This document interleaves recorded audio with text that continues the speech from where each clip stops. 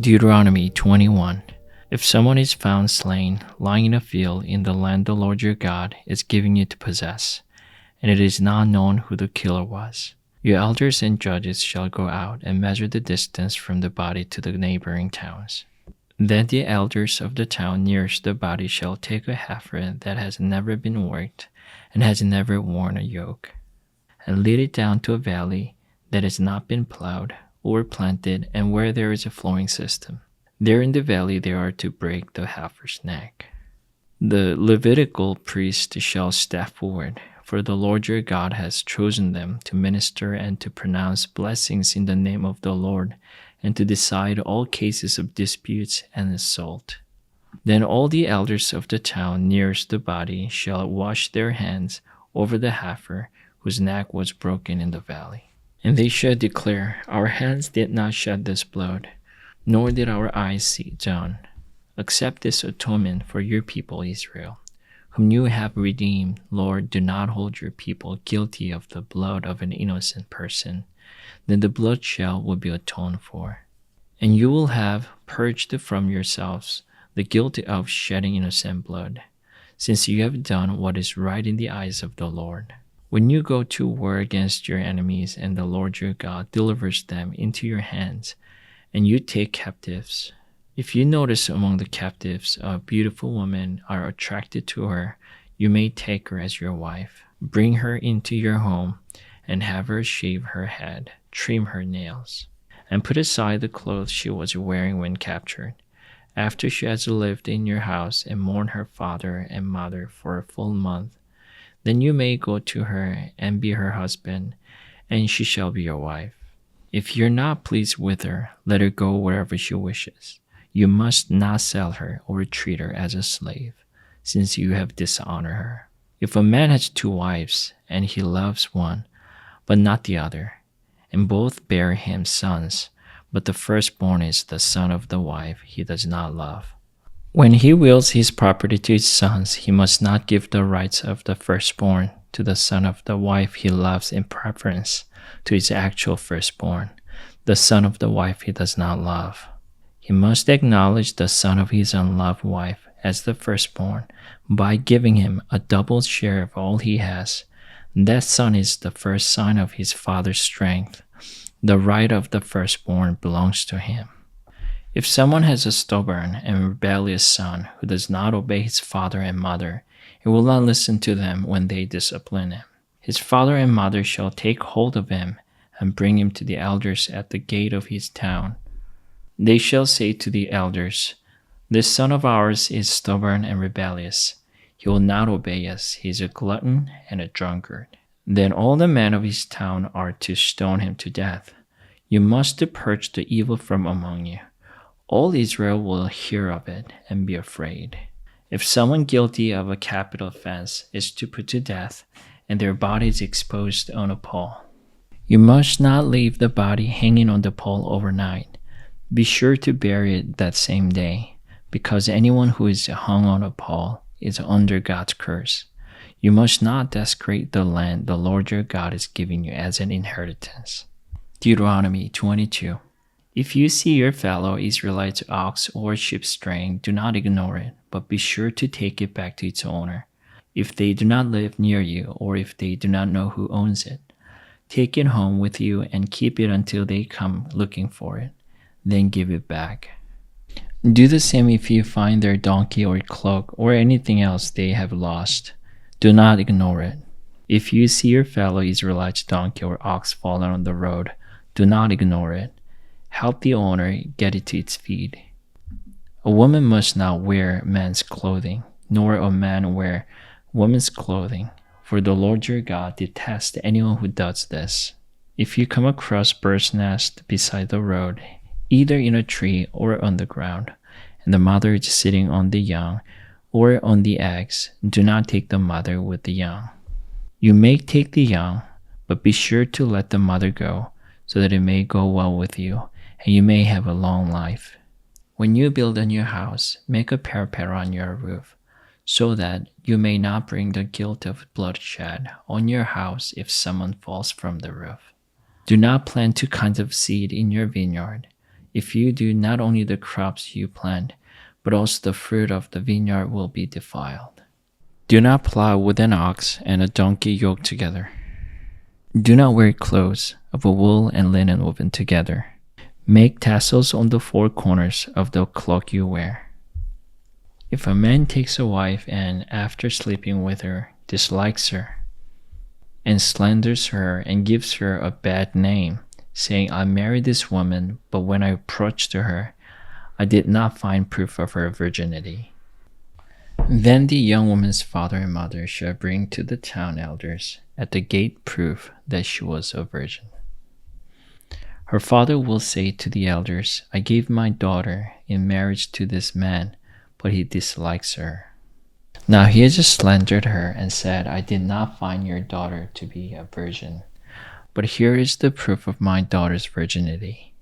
Then her parents shall display the cloth before the elders of the town. And the elders shall take the man and punish him. They shall fine him 100 shekels of silver and give them to the young woman's father, because this man has given an Israelite virgin a bad name. She shall continue to be his wife. He must not divorce her as long as he lives.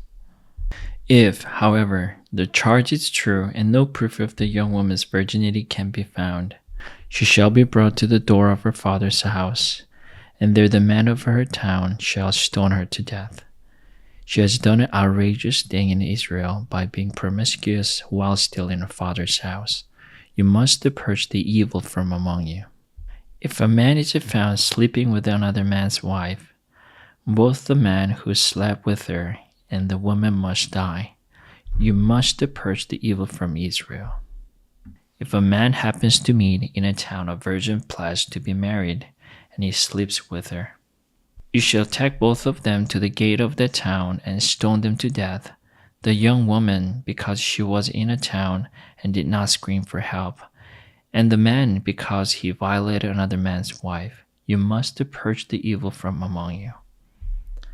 But if out in the country a man happens to meet a young woman pledged to be married and rapes her, only the man who has done this shall die.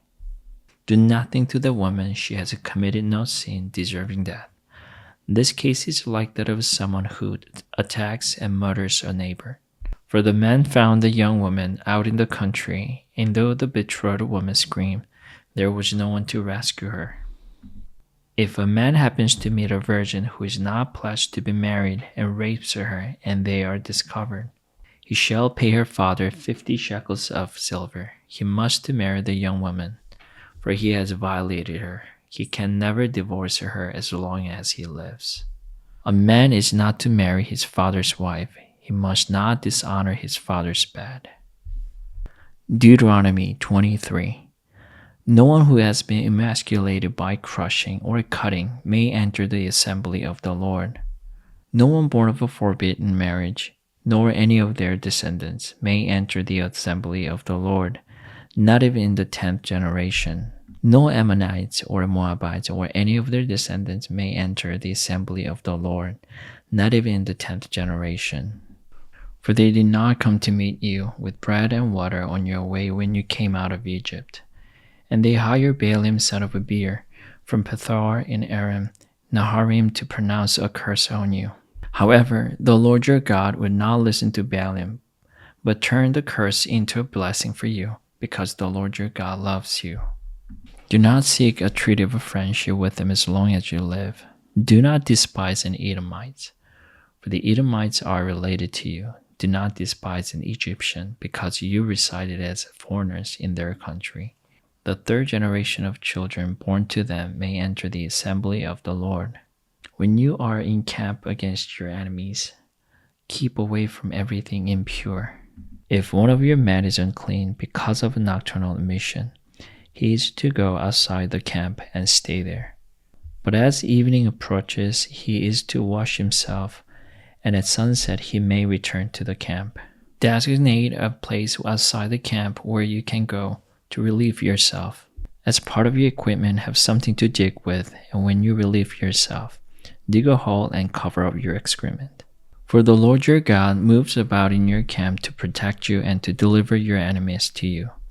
Your camp must be holy so that he will not see among you anything indecent and turn away from you. If slave has taken refuge with you, do not hand them over to their master.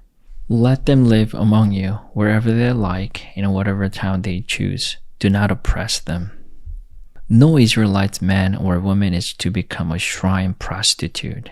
You must not bring the earrings of female prostitute or of male prostitute into the house of the Lord your God to pay any vow, because the Lord your God detests them both.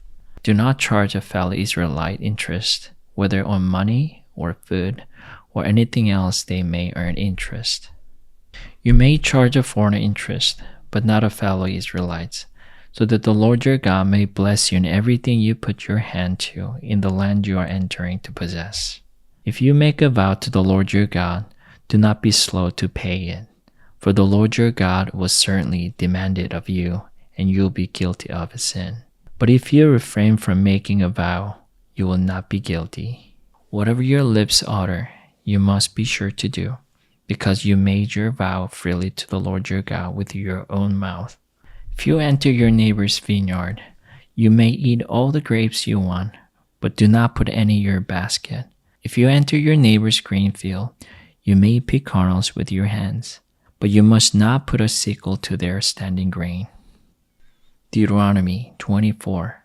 If a man marries a woman who becomes displeasing to him because he finds something indecent about her, and he writes her a certificate of divorce, gives it to her, and sends her from his house, and if after she leaves his house she becomes the wife of another man, and her second husband dislikes her, and writes her a certificate of divorce, and gives to her and sends her from his house, or if he dies, then her first husband, who divorced her, is not allowed to marry her again after she has been defiled.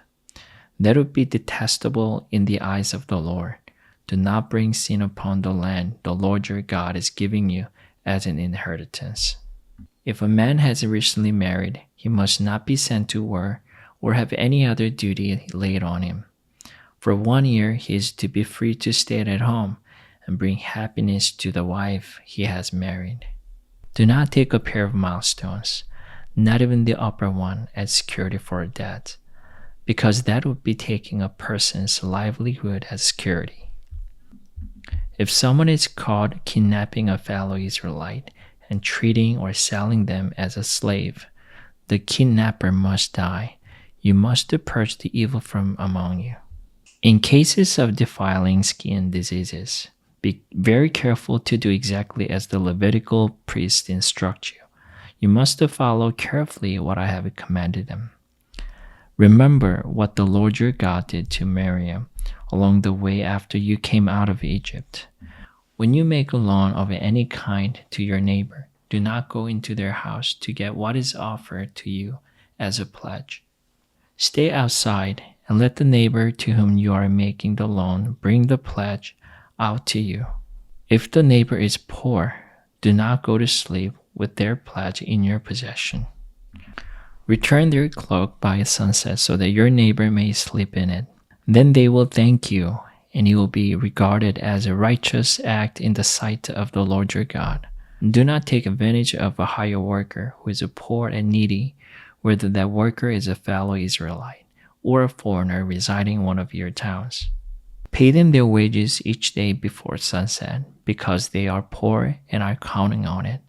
Otherwise, they may cry to the Lord against you, and you will be guilty of sin. Parents are not to be put to death for their children, nor children put to death for their parents. Each will die for their own sin. Do not deprive the foreigner or the fatherless of justice, or take the cloak of the widow as a pledge. Remember that you were slaves in Egypt, and the Lord your God redeemed you from there. That is why I command you to do this. When you're harvesting in your field and you overlook a sheep, do not go back to get it. Leave it for the foreigners, the fatherless and the widow, so that the Lord your God may bless you in all the work of your hands. When you beat the olives from your trees, do not go over the branches a second time. Leave what remains for the foreigner, the fatherless and the widow.